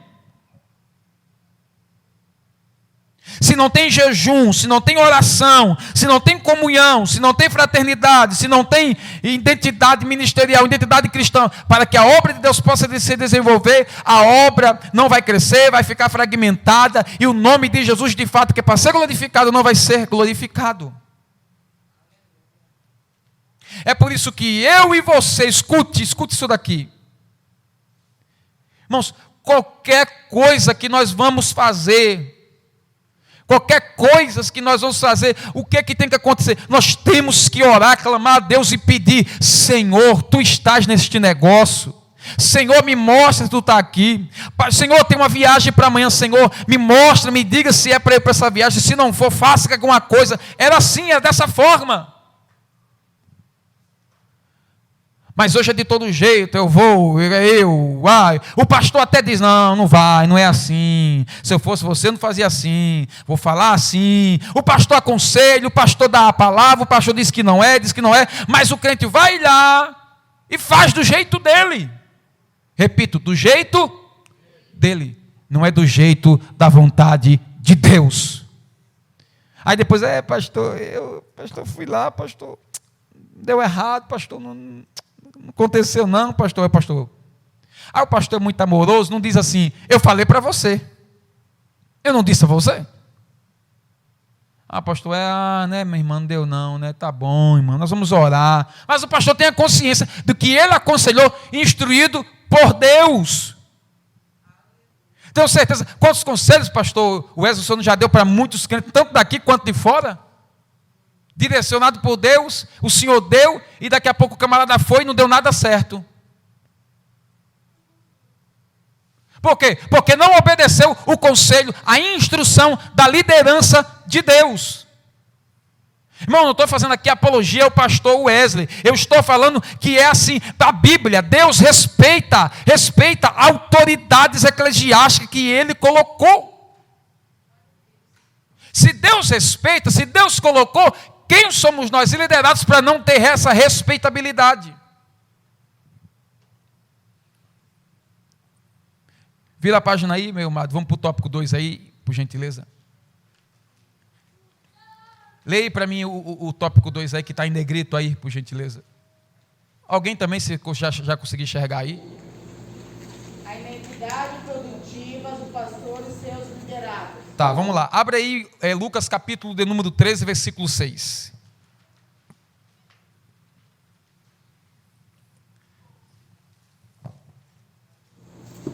E dizia esta parábola. Pastor Welton, capítulo 13 e o versículo 6, por gentileza, tá, meu amado? E dizia esta parábola. Quem falava essa parábola? Jesus. Um certo homem tinha uma figueira plantada na sua vinha e foi procurar nela fruto, não o achando. Repete novamente o versículo. E dizia esta parábola: um certo homem tinha uma figueira plantada na sua vinha e foi procurar nela fruto, não o achando. Tá.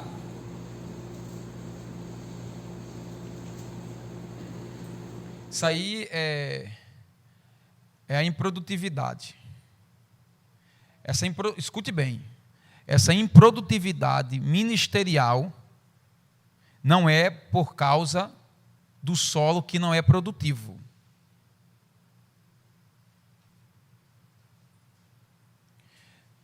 Não é por causa do solo que não é produtivo.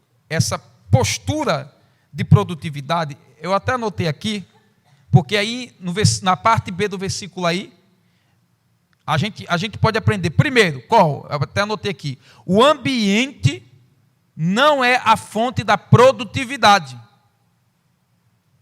Por quê? Porque a parábola vai falar de vários tipos de solo.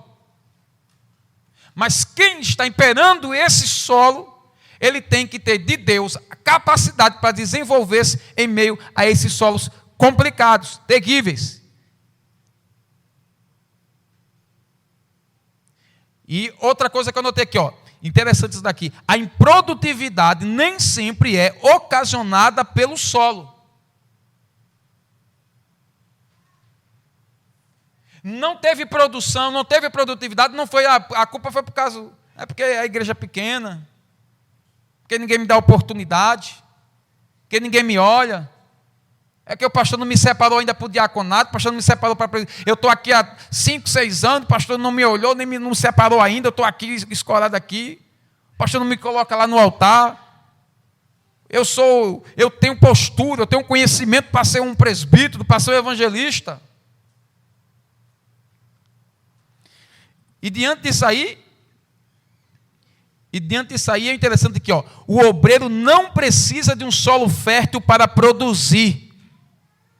Vou repetir, o obreiro não precisa de um solo fértil para produzir. Aonde ele for e colocar a planta do pé dele, ele vai produzir. Porque o obreiro produtivo, ele não depende se a igreja é grande, se a igreja é pequena, se vai dar oportunidade a ele, se não vai dar oportunidade. Por quê? Porque ele não depende de oportunidade para ele produzir na igreja. Porque tem gente que ele só produz se der oportunidade para ele cantar todo dia. Ele tem que ter oportunidade todo dia no culto. E não é assim. A falta, melhor dizendo, a ação ou o significado de eu não ter oportunidade não significa que eu não consiga produzir alguma coisa.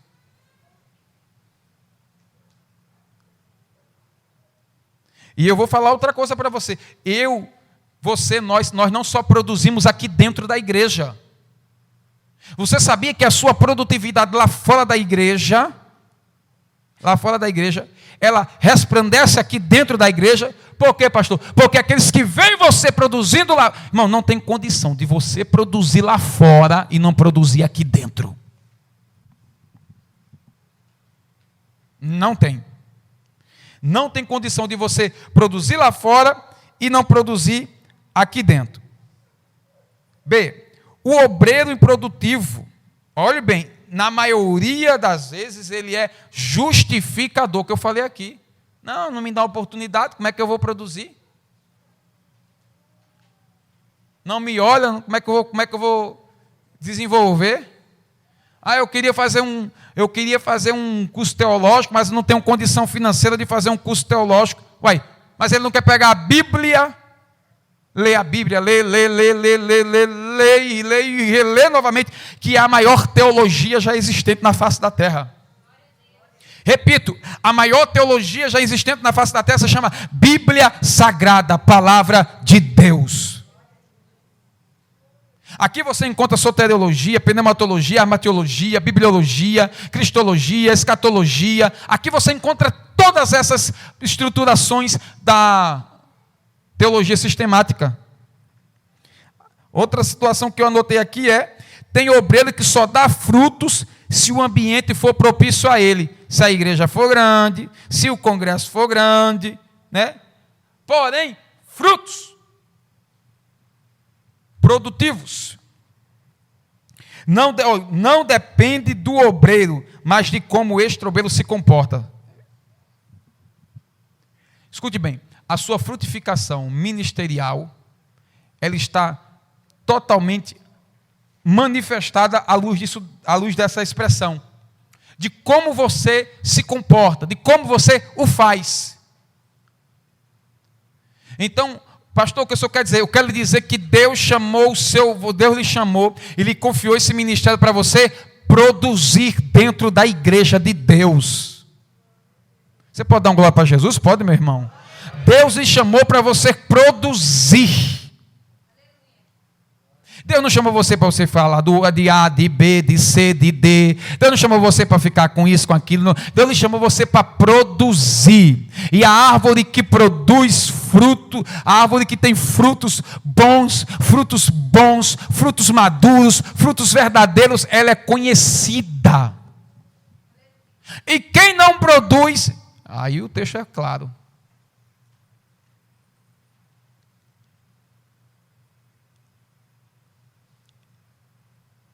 Aí o texto é nítido, é cortado. E com um detalhe muito classificador, meus irmãos. Cada um que está aqui, escute bem, cada um que está aqui. O que você faz aqui, os seus frutos que você opera aqui, esse fruto ele vai ser conhecido pela ação da pessoalidade do Senhor Jesus. O capítulo 7 de Mateus aí, você vai ver. Versículo 21 a seguir. Senhor, mas em teu nome eu expulsei demônios. Forte. No teu nome, teu nome eu Teu nome eu profetizei. Beleza. Mas no teu nome eu fiz maravilhas. Mas no teu nome eu fiz isso, eu fiz aquilo. Aí Jesus, apartai de mim, vós que praticais iniquidade. Você tem que entender que o que tem que imperar em você é o capítulo 5 de Mateus. É o que, pastor? É fruto do Espírito de Deus. Não é frutos, não. É fruto no singular. Que se manifesta de várias formas. Benignidade, bondade, paz, amor, temperança. Abra aí, capítulo 5 de Gálatas, versículo 16 a seguir, por gentileza.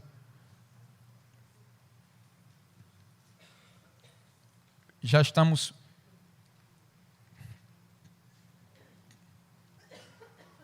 terminando. 5,16 de Gálatas. Digo, porém, andai em espírito e não cumprireis a concupiscência da carne. Porque a carne milita contra o espírito contra a carne, continua. E estes opõem-se um ao outro, para que não façais o que quereis. Mas, se sois guiados pelo Espírito, não estáis debaixo da lei. Porque as obras da carne são manifestas, as quais são prostituição, impureza, lasciva, idolatria, feitiçarias, inimizades, porfias, emulações, iras, pelejas, dissensões, heresias, invejas, homicídios, bebedices, glutonarias e coisas semelhantes a estas, acerca das quais vos declaro, como já antes vos disse, que os que cometem tais coisas não herdarão o reino de Deus. Não herdará o quê? O reino de Deus. Porque são obras de quê? Da carne. Escute bem, Deus, o Senhor, sabe e conhece os deles. Os dele é conhecido. Abra aí 7,17 de Mateus. Bem rapidinho.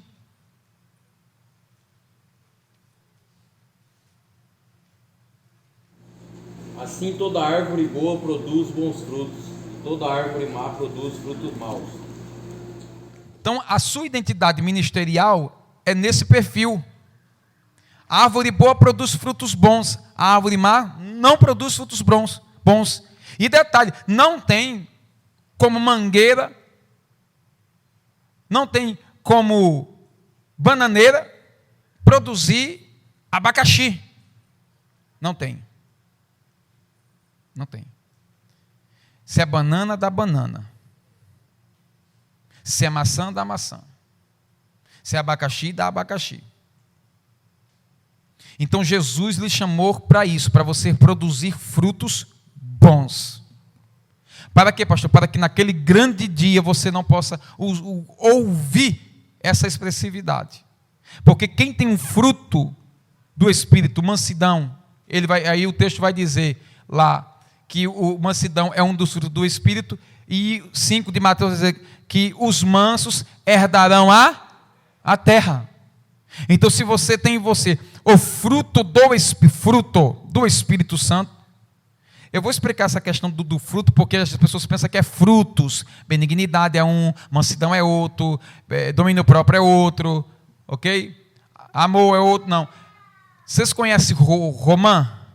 Conhece a romã, né? Romã? Quando você abre ela, dentro dela tem um monte de carocinho aguado, não é isso? Certo? A romã é o fruto. Aqueles carocinhos dentro dela é as manifestações do fruto do Espírito. Em exemplo, que é uma variante. Não é frutos. Eu tenho os frutos do Espírito, aí começa a citar. É fruto no singular, e esse fruto, ele se manifesta de várias formas, de várias maneiras. Então, a nossa postura de produção, de produtividade, de entendimento é essa, na presença do nosso Deus. O nosso crescimento é esse. Cresça, se desenvolva, com o quê, pastor? Com a palavra de Deus e com a postura de obediência à liderança que Deus colocou sobre você, para a glória do nome do Senhor Jesus. Amém?